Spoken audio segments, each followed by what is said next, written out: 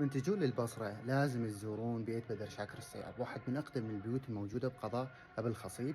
قرية اسمها تشيكور، أنتم بس توصلون لأبو الخصيب وتسألون عن البيت راح يدلوكم. اي يعني نوصل لابو الخصيب. عمر البيت أكثر من 200 سنة.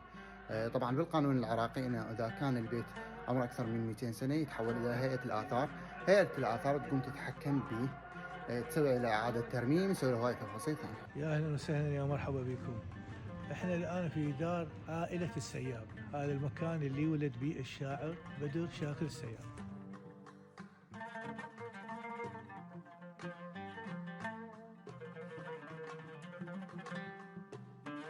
هاي العائلة كانت تم بناء هذا البيت في عام 1800 ميلادية. جدنا الكبير مرزوق السياب بدا هاي الدار اللي هو جد الشاعر يصير.